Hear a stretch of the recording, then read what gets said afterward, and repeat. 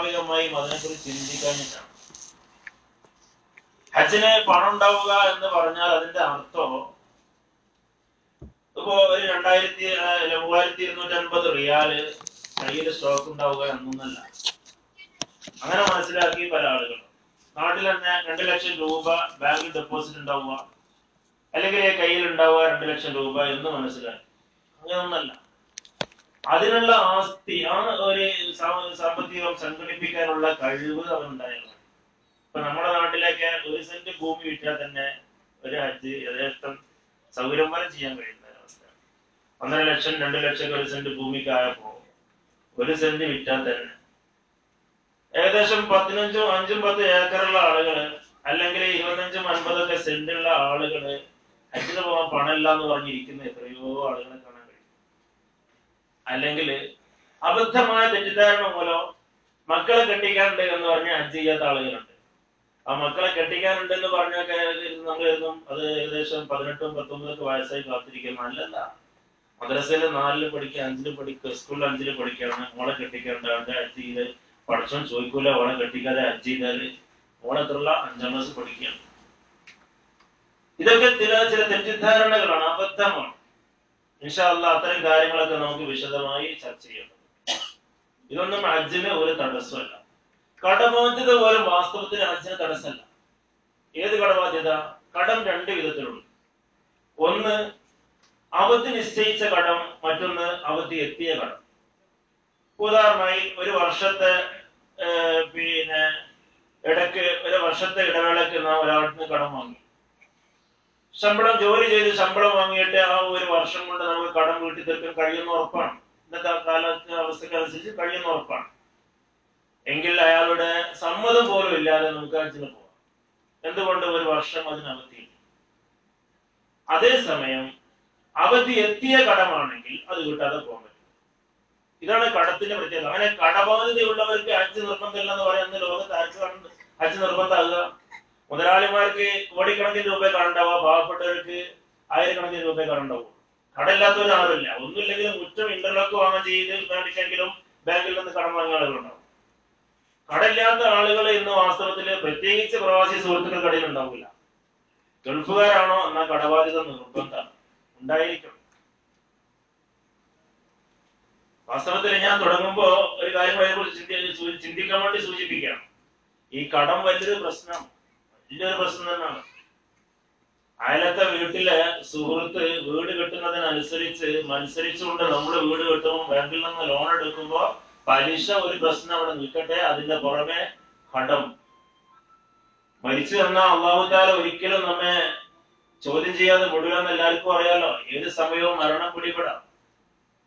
പ്രിയപ്പെട്ടവരെ, മഹാനായ നബിയുനാ റസൂലുള്ളാഹി സ്വല്ലല്ലാഹു അലൈഹി വസല്ലമ തങ്ങളുടെ അരികിൽ ഒരു മയ്യത്ത് ഹാജരാക്കപ്പെട്ടപ്പോ നബി തങ്ങൾ ചോദിച്ചു, ഇദ്ദേഹത്തിന് കടബാധ്യതയുണ്ടോ? ഉണ്ടെന്ന് പറഞ്ഞപ്പോ അവിടുന്ന് പറഞ്ഞ മറുപടി എന്താണെന്നറിയോ?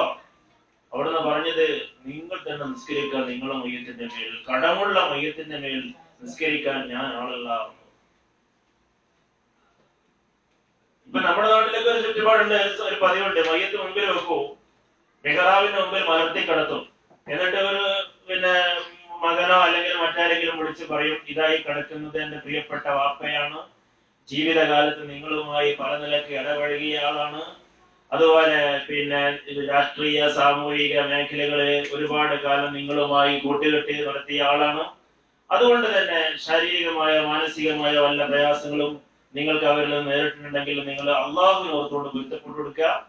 അല്ല, സാമ്പത്തികമായ വല്ല ഇടപാടുകൾ ഉണ്ടെങ്കിൽ ഞാനുമായി ബന്ധപ്പെടുക എന്ന് പറയും. ഞാൻ മൂത്ത മോനാണ്, ഞാനുമായി ബന്ധപ്പെട്ടാൽ എനിക്കറിയാമല്ലോ. എന്റെ വാപ്പ അങ്ങനെ ഒന്നും വാങ്ങിണ്ടാവില്ലല്ലോ, എന്റെ വാപ്പ അങ്ങനെ വാങ്ങിണ്ടേ തന്നെ എനിക്കറിയാലോ, ഞാൻ അതൊന്നും ചെയ്യാറില്ലല്ലോ, അങ്ങനെ ഉണ്ടാവില്ലല്ലോ എന്ന് പറയുന്ന ചുറ്റുപാടായിരിക്കും. എന്തിനാ പണിക്ക് നിൽക്കേണ്ട ആവശ്യമുണ്ട്?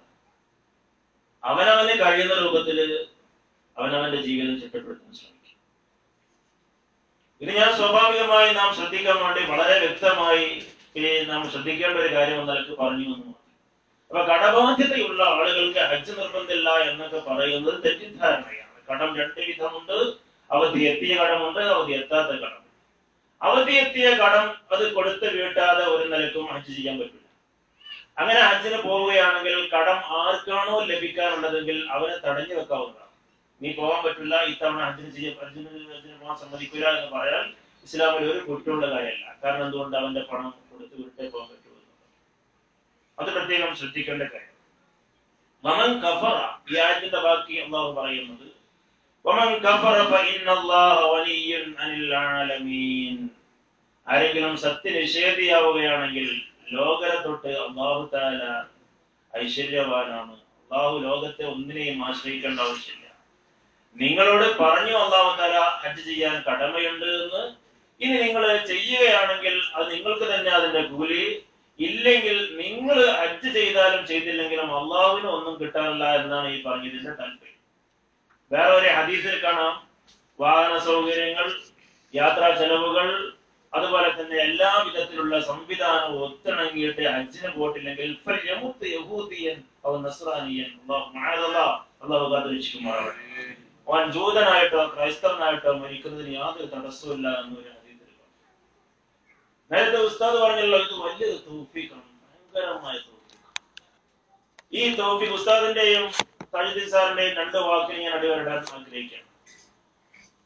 വളരെ ശ്രദ്ധിക്കേണ്ട വലിയൊരു തൗഫീഖാണ്, വലിയൊരു തൗഫീഖ്. ഈ തൗഫീഖ് ലഭിക്കാത്ത എത്ര ആളുകൾ, ഹറമിന്റെ പരിസരത്ത് താമസിച്ചിട്ട് ഹജ്ജ് ചെയ്യാൻ കഴിയാത്ത എത്ര ആളുകൾ.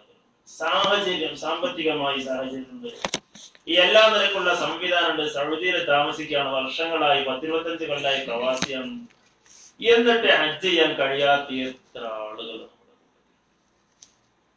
ഇത് പടച്ച റബ്ബിന്റെ ഒരു തൗഫീഖാണ്, ഭയങ്കരമായ.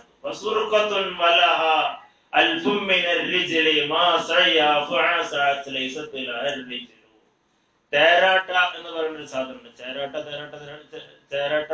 എന്ന് രണ്ടും പറയും. സംഗതി മനസ്സിലായല്ലോ. ചേരാട്ട എന്ന് പറഞ്ഞാൽ അറിയില്ലേ? ഈ ചേരാട്ട എന്ന് പറയുന്ന സാധനം, അതിന് അൽഫുമിനരിജിലെ 1000 കാലുകളുണ്ട്, 1000 കാലുണ്ട്. പക്ഷെ ഓടാൻ കഴിയില്ല. 1000 കാലുണ്ടായിട്ട് എന്താ കാര്യം? ഓടാൻ കഴിയില്ല.